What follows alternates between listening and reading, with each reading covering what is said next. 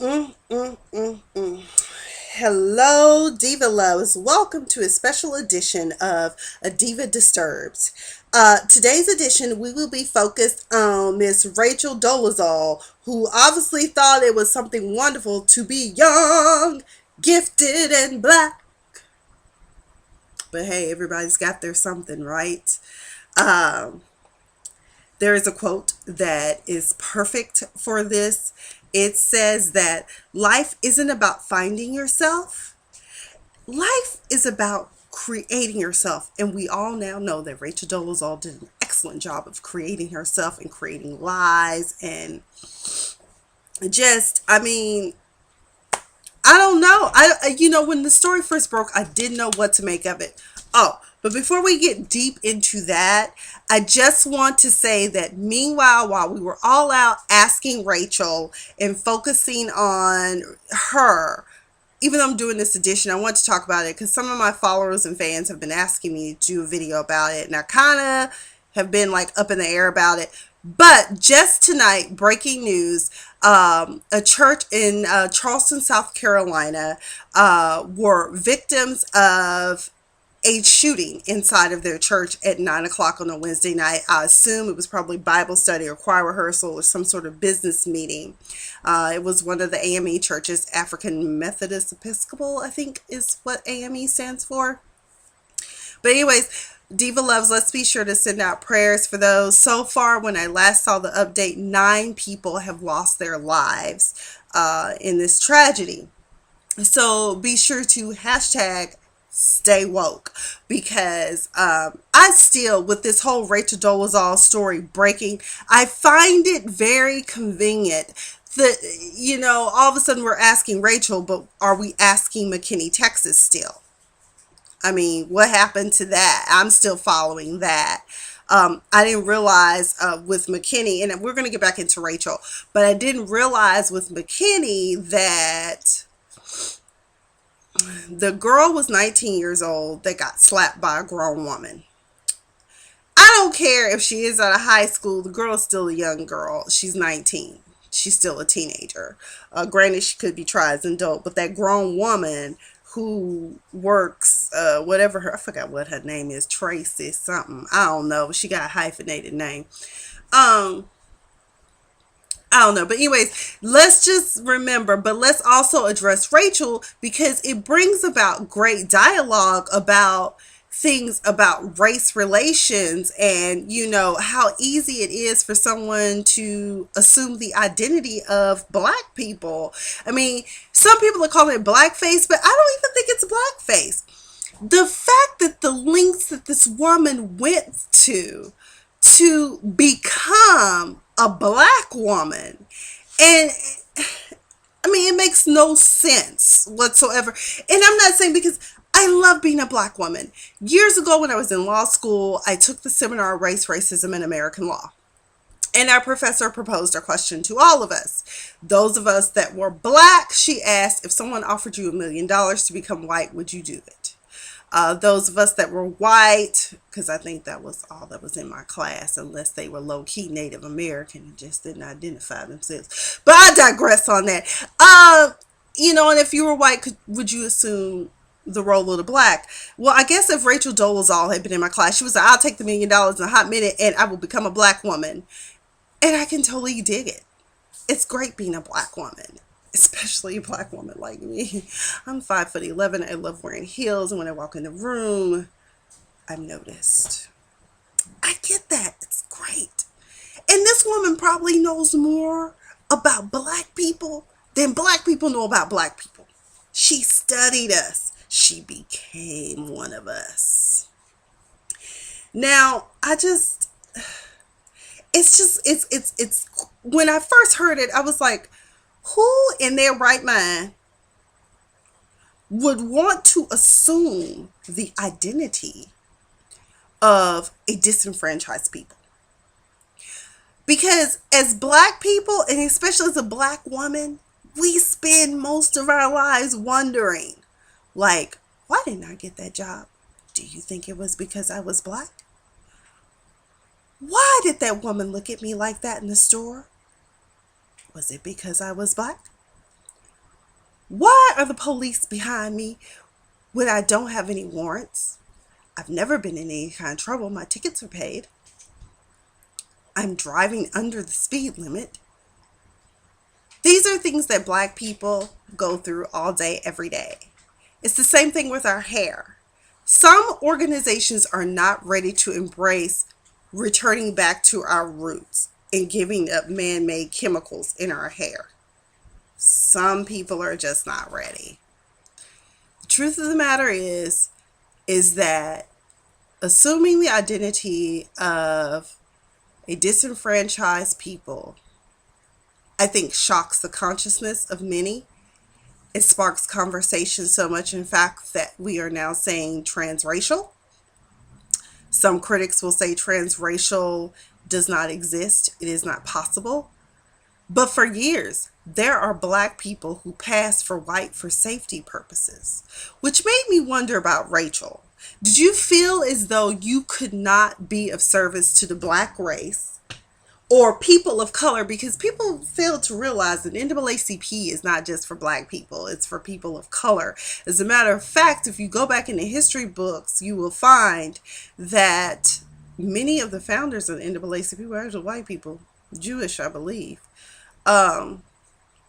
So I don't know how long she had been, because people have been saying for 30 years she'd been a Black woman.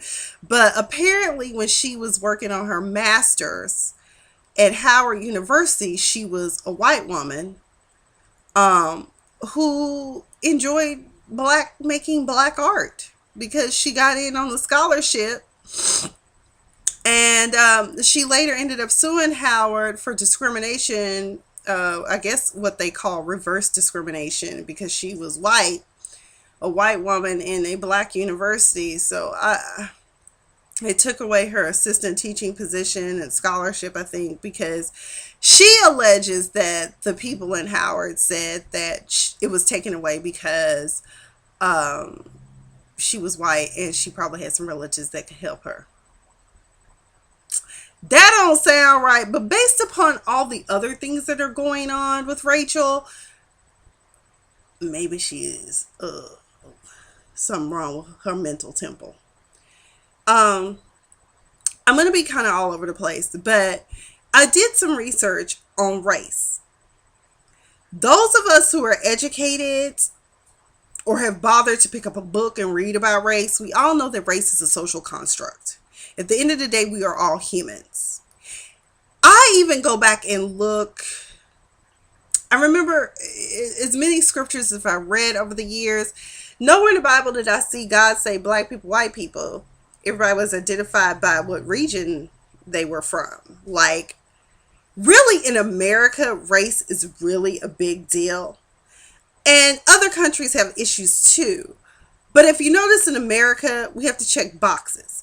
Like, when people ask you who you are, like, where are you from? I'm from America. Oh, what are you? You know, especially if you have people that have the curly hair, but they don't have the pigmentation, maybe just a little, and people will ask you, like, what are you? And you be like, well, I'm Black, or I'm biracial, or I'm Samoa, or you know, it's just, I don't know, race is a social construct because it has nothing to do with biology. And even Bill Nye, the science guy, has even spoke about it. He says, if you think about it, I don't think he was being like degrading or in any form or fashion about when he said dogs, for instance. People talk about having purebred dogs, but at the end of the day, if a husky and a pug mix, you still got a dog, right? Same thing when you have a Black person and a white person that come together, you still have a human. I don't know where race came from, you know, as far as when people decide to start saying, you know, hey, the Black people over there, white people over there, Asians over there, Indians over there. I don't know. All I know is that I'm a human being and I was born and raised in America, so that makes me American. What I found funny with Rachel's interviews as the days have gone on. First of all, in one of the initial interviews, they were asking, "So are you black? You know, are you African American?" And she was like, "No." They asked her, "Was she African American?" And she goes, "I, I don't, I don't know what you mean." And you're just like, "What do you mean? Either you're African American, not." But I dig it because later on in another interview, she says, "I prefer the term black. I don't identify as African American." Which a lot of us feel that way. I'm one of those people that fall in that category of I believe I'm black. If I got a check box, I'm black. My roots somewhere way back in the day are my ancestors are from Africa, no doubt. Um, but at the end of the day, I'll be glad when we get to a point in this society where we're all just human beings.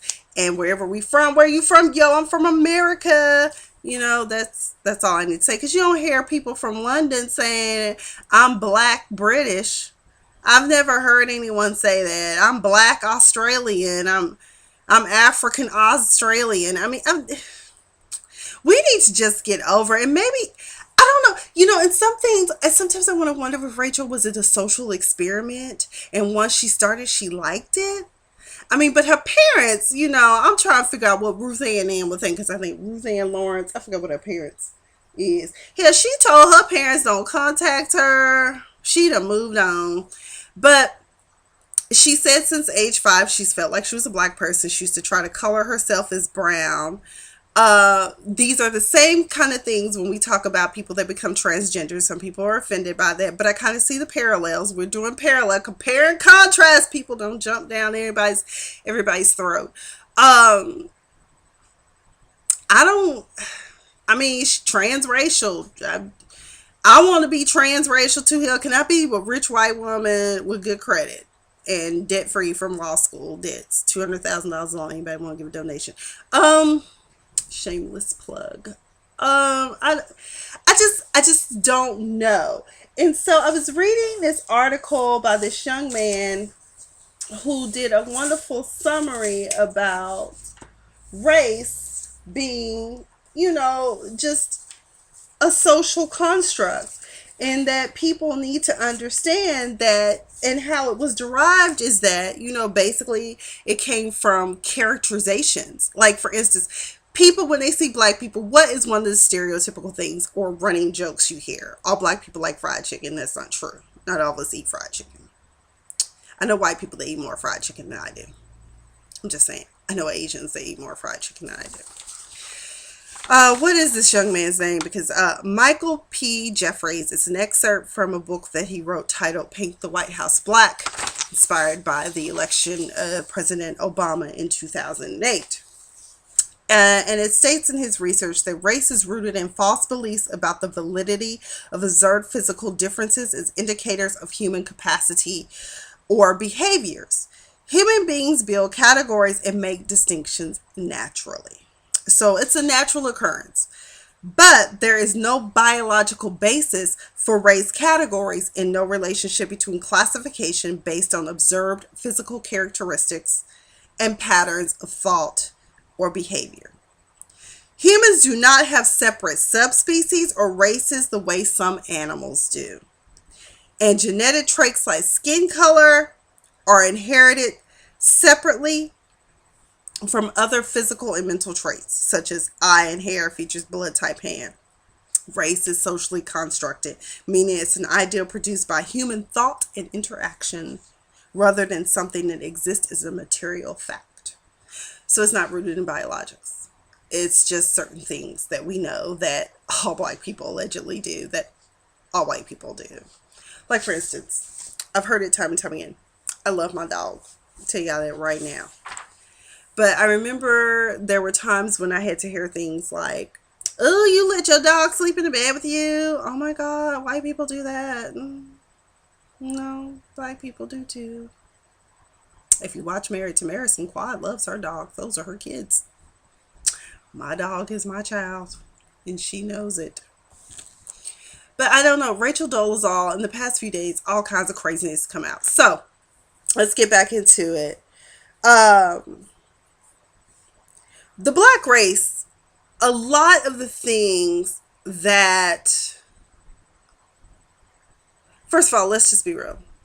Science, anthropology determined years ago that all life began in Africa. Black people carry the genetic trait for all races. It is very possible for two very dark skinned people to have a light skinned baby or a white child. We carry those traits. Um, it also was recently discussed, as it has been for years, but people don't want to talk about it, uh, that even Asians, you know, were some of the first people in Africa as well. I can't, don't let me start quoting that study, but it's just one of the things, like they say, as it turns out, the martial arts comes from Africa, salsa and all that, it comes from Africa. Um, being black is a beautiful thing. Yes, it has its oppressions, but it's also a beautiful thing too. Um, but for years, for generations, music has been appropriated. Uh, our style, the way we dress, it's just a series of things that have been appropriated. Now we have a white woman that has decided, I'm going to take it all the way. I'm going to become a black woman. And she was married to a black man. Her parents adopted four black children. Um, and that's when she really was like, oh my God, I'm black. Like I tell people, we all aspire to be some when we grew up. Some of us doctors and lawyers, and I guess some people aspire to be black. And we all have those friends. We all have those friends where it's like, damn girl, you should have been born black. Or dude, you act just like a brother. You know, and, I mean, for the most part, up until like junior high, all I knew was white people. And, some black people didn't like that either. I spent 2 years of my life being called an Oreo because I didn't speak as black people should speak. So, I mean, I don't know. I want to encourage people, though, to read Dr. Frances Cress Wesseling's The ISIS Papers, and when she talks about the color confrontation theory. And I think I've mentioned this before in another video, but I just, it's something about that. Basically, she was saying that when Africans were initially discovered by the Europeans, they were like, wow, their skin is dark. Why is my skin not dark? And it was something that they wanted. And so they started to envy it. And then that envy turned to hate. And that's why you have this division against black people versus the white people and people of color. And so that's one of the things, but I encourage everyone to read that because there's a host of other human discussions about other things, and this also, I think she was at Howard University as well in their medical school, and her paper was rejected and she was laughed out. But if you read it and really think about it, there's a lot of truth to what she says. People often will hate what they can't have. It's just that simple. And now lately, if you look at people like the Kardashians, who, while they are not wholly white, because their heritage is out of Armenia, their mother is actually a white woman, I believe. I can't remember her heritage, but it's European. And you have other people, like even my orthodontist wife. I mean, she has these huge lips, like all plumped up.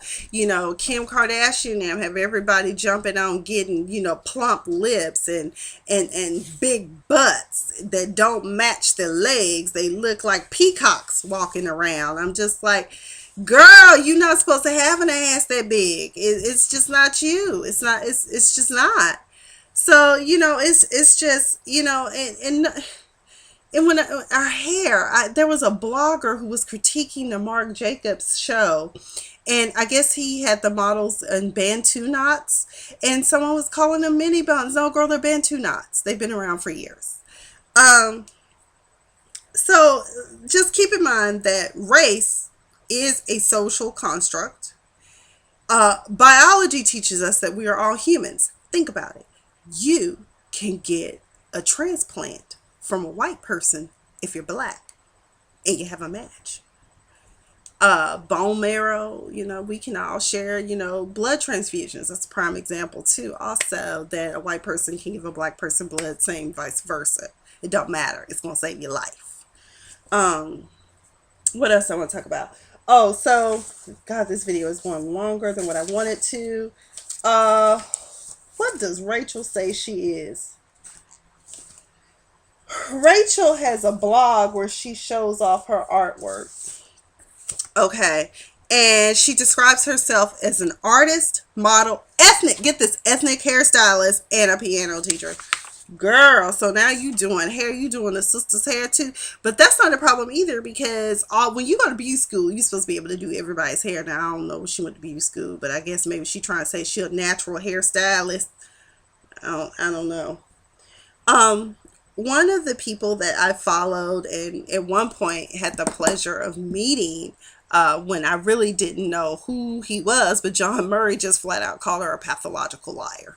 Rachel Dolezal is a pathological liar.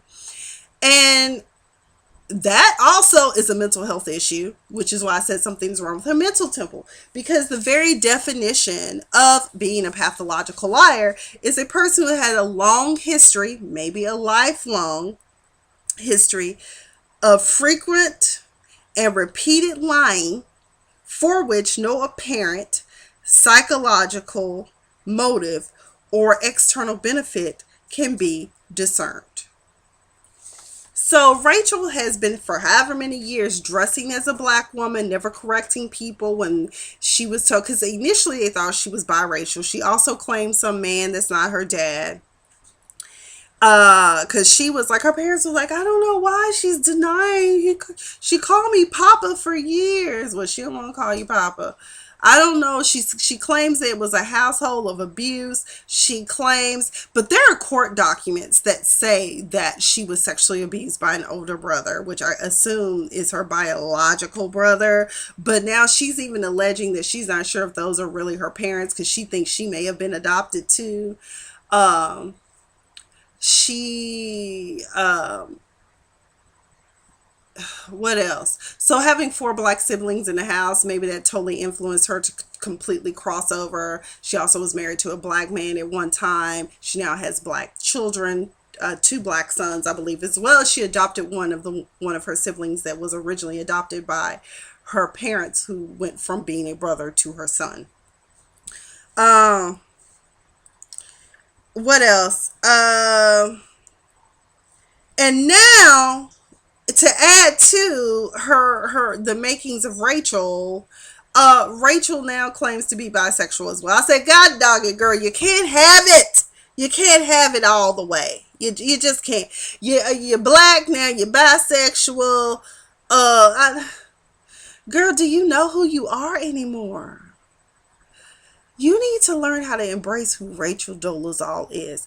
I think it's great that you wanted to help the disenfranchised people. At first the NAACP was backing you, then they were like, no, you distracting from the cause. You gotta step down, so you have to step down. You are a professor of African American studies. That's why I said you probably know more about African Americans and black people than black people know about each other. That's awesome. But it still makes no sense. Why lie?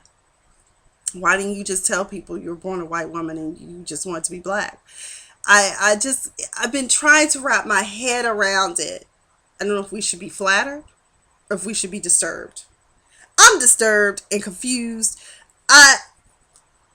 I'm both confused with the C and an S and a K and a Z. I mean, that's just how confused I am by this whole thing. But I don't think we should hate her. Okay, she did lie. We need to pray for her, because there's some issues there. I mean, obviously, if not only you lying about your race, lying about who your parents are, where you come from. Then another thing I forgot about that. Oh yeah, you claim to have hate mail come to your house, Rachel. Really? That is not helping the cause, Rachel. It's bad enough that some of us really do get hate mail, and we really do get discriminated against on our jobs and just in daily life, being followed, shopping while black. I mean, now you tell me, oh my God, somebody left something in my mailbox. Hate mail. Girl, come to find out you done it. Really? Girl, you need to get your life. Anyway, this video went on longer than what I wanted to go on. We're doing another Diva Disturbed video, but this time we're going to talk about mental health because obviously needs to be talking about woman's a pathological liar or she suffers from a dissociative disorder, split personality. Or what we used to call the Sybil syndrome. But doctors have said that if you have a dissociative disorder, you really would believe when people tell you, did you know you were a white woman? She would have been like, no, absolutely not. During the interviews, it was very shaky. And, I don't know why now was the time her parents felt like they need to come out and be like, yo, our daughter is white. I still say it was because McKinney was getting hot and the news needs to move on to something else. That's my theory and I'm sticking to it. Meanwhile, we done got some other things going on. These people, please stop going out. I don't know if it's just white people or what, but y'all need to stop going out in the damn waters and getting ate up by these damn sharks. On the East Coast especially, and told y'all get your ass out of the damn water and y'all still going in there. What else happened?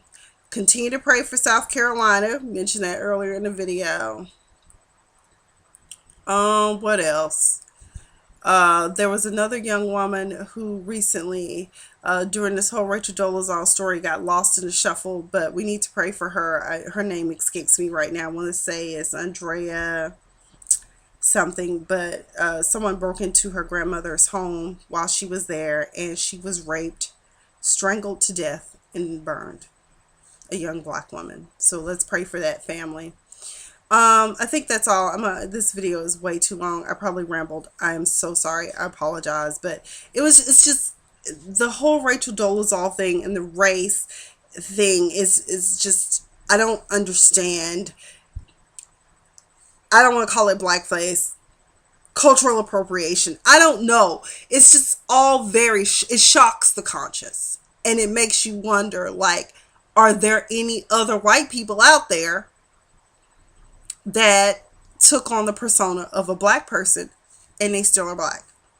And by the way, my friend pointed out, white people that always have that one black friend, you now don't have that one black friend. If Rachel was your one black friend, you need to go out and find another black friend because Rachel ain't white. I mean, she ain't black. She really white, so I don't know what y'all gonna do about that, but because some of y'all always say, I love black people, I have that one black friend. Sometimes I am that one black friend too, but I am really black. I'm really black. I was born in Charleston, Mississippi. Okay, anyways, that is all.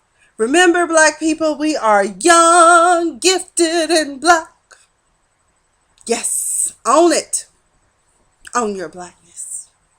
I don't know if we should all own our inner blackness if we're not black, though. I'm so confused. So, anyways, that's all for Diva Disturbed. Good night. Stay fabulous. Do you. Good night.